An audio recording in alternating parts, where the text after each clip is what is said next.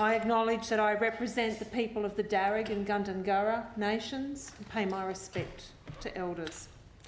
Today marks 20 years since the delivery of the Bringing Them Home report by the National Inquiry into the separation of Aboriginal and Torres Strait Islander children from their families, a damning report. What we also know now is the intergenerational impact of the hurt, grief and loss felt by parents and their children as a result of the forced removal of young Aboriginal people from their families.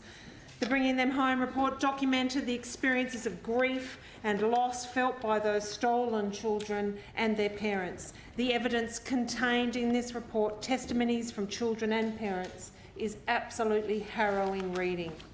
I encourage those who have not read the report to seek out those testimonies and learn from them the shocking and confronting circumstances of the forced removals of children from families across this country. I am concerned, though, that despite the Bringing Them Home report, despite the inquiry and its evidence and its findings, that 20 years later there is still such a gulf of disadvantage and injustice between members of the Aboriginal and Torres Strait Islander communities and the rest of our population. This is in part because of the period of time over which these forced removals were perpetrated, the sheer number of people impacted, as well as the time it took after these practices finally ended for Australia and its people to engage with and begin discussing the injustice and hurt perpetrated by federal and state governments in their names. The report found that the policies of forced removal and assimilation could be considered genocide.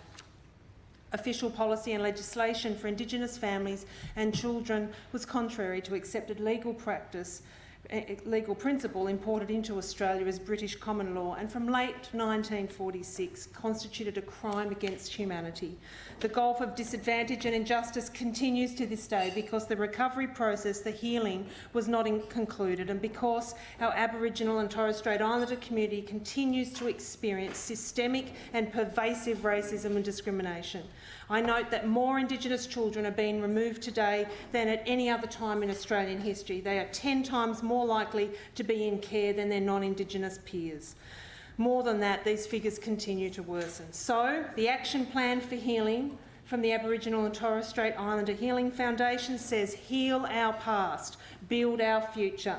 And as one of the Elders has said, this must be actioned. It is time to finish this business.